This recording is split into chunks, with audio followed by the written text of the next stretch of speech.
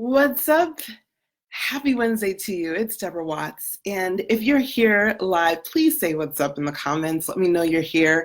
And if you're watching the replay, please type hashtag replay. I would love to see that you were able to make it and watch this live video. So we have, oh my goodness, so many exciting things down the pike. I'm getting really pumped.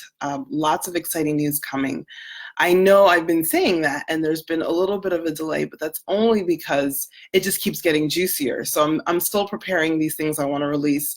The pilot program is coming up. So if you're interested in that, I have your information already, but you can always type hashtag pilot if you're worried that I didn't get your message. So I want to talk today about a hack for upleveling your leadership that is very important. And what we often find, whether we're parents or we are supervisors or we are just simply in some capacity of leadership in our community, what we often find is that we can get stuck, or other people can get stuck, and we're trying to encourage them. I wouldn't say motivate, but encourage them to basically, get out of the stuckness and be able to make some progress in whatever direction they choose, whatever works for them, right? So whether it's you or somebody in your family or on your team or in your community that's feeling stuck right now, I want to give you this simple hack for being able to overcome stuckness. So one thing that I noticed when I was my first couple of years as an entrepreneur was that I just would constantly reach these like ceilings, and I would ask people around me, like in the groups I was part of, the Facebook groups, or maybe in a training session, or maybe in a conversation on the phone or on Zoom, I would ask people questions like, how did you get that to work? Or, what specifically did you do? Or, why is this not working for me? Those kinds of questions. And often I would get tired and I would stop after a while of not seeing any progress, the desired progress.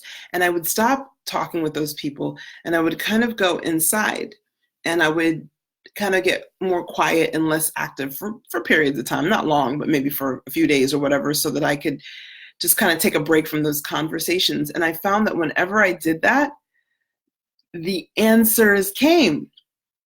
I was like, oh, so the solution is to go inside.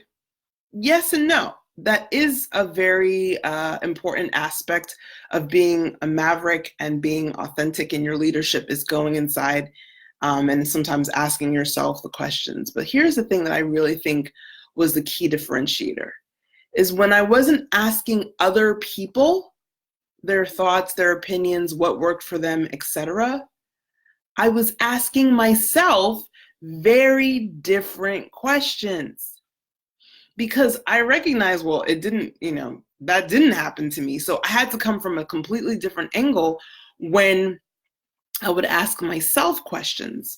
So when I asked myself questions, I would ask myself like, okay, is this similar to anything I've done before?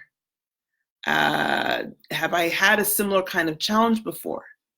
If the answer is yes, well, how did I overcome it before? What did I do? How did that feel when I overcame it? Or on the flip side, if the answer was no, I could say, okay, there's a new precedent here.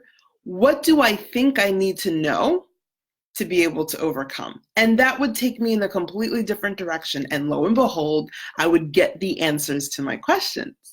So I want to really bring this up because this is Q&A Wednesday. It's really important that your cues are specific, clearly directed, and allow you for success. So I see this often where I get cues, and I went back to the first couple Q&As and I was like, there was something missing. There was some spice that was missing. And I realized what it was that the questions I was trying to answer were not specific enough. And on the flip side, even me, I should have been asking myself more specific questions before getting on live to answer them, so that I could frame that and veer in a what's the word I'm looking for? Guide that response better myself. And so what I'm really focusing on doing, I just read a book, Find Your Why by Simon Sinek, who I'm a huge fan of his work. There's a part where he said, the odd thing is that whenever you ask people why they choose something or they want something, it's a really hard question to answer because it's calling on the part of our brain that is non-linguistic, okay? It's calling on an emotional section. And so he said it's actually easier to get responses from people from asking the question, what things, what about something makes you want that, right? So just changing the little bit of word, that little nuance of going from why to what about could make such a huge difference in the quality and the quantity of response that you receive. So bringing this back to leadership and up-leveling your leadership and back to feeling when we feel stuck or when somebody that we're working with is feeling stuck, try this hack out. Just try shifting the way you're asking a question, whether you're making it too broad and vague and maybe you need to make it more specific, like, and it's okay. I'm actually okay sometimes with yes, no questions, even though, a lot of times we're told, oh, you should have open-ended questions so people can express themselves. But sometimes when people are feeling stuck, yes, no questions are actually good because it's a lot easier to say yes or no than it is to think about like all these multiple layers of complexity that have created the stuck feeling that we're in. So yes, no questions are fine as long as it's specific and the yes or the no is actually informing you or them in some kind of constructive way, okay? The second thing to try is if you're saying why a lot and you're noticing that you're not really getting some traction, maybe shifting it to what about. That's a hack from Simon Sinek's team.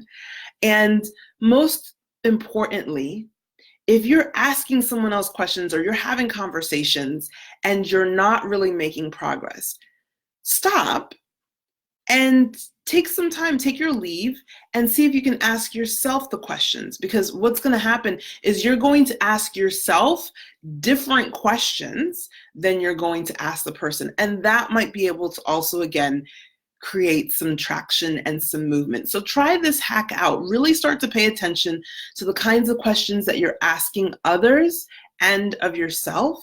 Try to get as specific as possible. And switch things up if you're having conversations and are not going where you want them to go. Instead, have the conversation with yourself. Please let me know in the comments if this was helpful. I will be back on Friday with some really good news and information. So look forward to seeing you then. In the meantime, much love. Have a wonderful rest of your week. Bye.